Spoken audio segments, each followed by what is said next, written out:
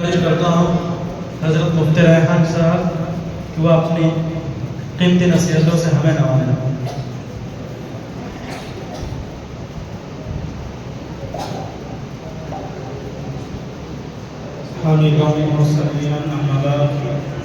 أعوذ بالله من الشيطان الرجيم بسم الله الرحمن الرحيم الرحمن علم القرآن خلق الإنسان علمه البيان كما قال عليه الصلاة والسلام صدق الله العظيم وقال النبي صلى الله عليه وسلم إن من البيان للسحر أو كما قال عليه الصلاة والسلام প্রিয় ভাইরা আমাদের সম্মুখে যে সময়টি এসেছে এটা খুবই একটি গুরুত্ব সময়। এই সময়টা মূল্যায়ন করো, কারণ যে সময়টা তোমাদের কাছে এসেছে, যে বক্তব্য সময়টা তোমরা ক্লাস কামাই করে এখানে বসে আছো, এই সময়ের মূল্যটা অনেক বেশি। আগে আপনার মধ্যেই বলা হয় যে সময় হচ্ছে স্বর্ণ থেকেও মূল্যবান বেশি। হযরত আলিমিয়া রাহমাতুল্লাহ আলাইহি বাচ্চাদেরকে নসিহত করতে গিয়ে অনেকটি বক্তব্যের মধ্যে বলেছিলেন যে আমি খোদার কসম খেয়ে বলছি, যদি তোমরা চাও, ইচ্ছা পোষণ করো, তোমরা খোদা রাসূল বাদে, ফেরেশতা বাদে তোমরা যা চাইবে তাই হবে। তোমরা যা চাইবে তাই হতে পারবে।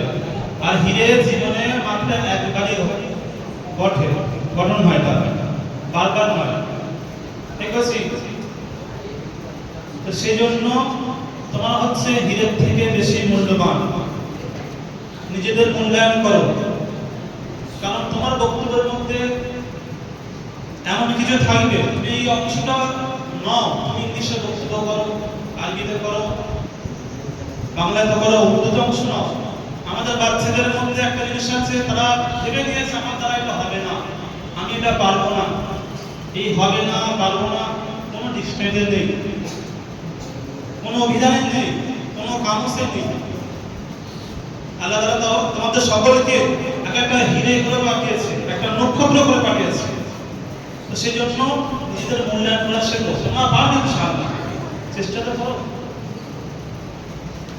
তোমাদের দ্বারা কি হবে না, তোমরা যেটা চাইবে সেই বিষয়তে, সেই চ্যাপ্টারতে তোমাকে শুধু মেহনত করতে হবে একটু, বাস।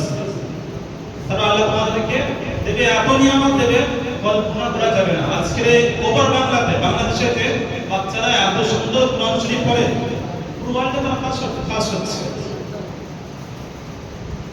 এবং এখান থেকে ওই ওভার বাংলা থেকে, বরং এখান থেকে আমাদের বাংলা থেকেও কথা ছিল দারুণ দেওয়ার থেকে পাস হচ্ছে।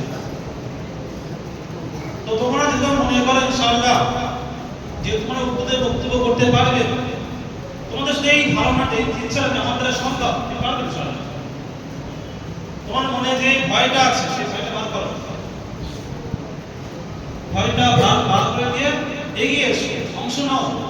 দেবে ইনশাআল্লাহ এই বক্তব্যের মাধ্যমে আল্লাহ তাআলা তোমাকে কি করবে, অনেক কিছু নিয়ে আমাদের দেবে। এই বলে আমি আমার তোমার বক্তব্য শেষ করছি। ওয়া আখিরু দাওয়ানা আলহামদুলিল্লাহি রাব্বিল আলামিন।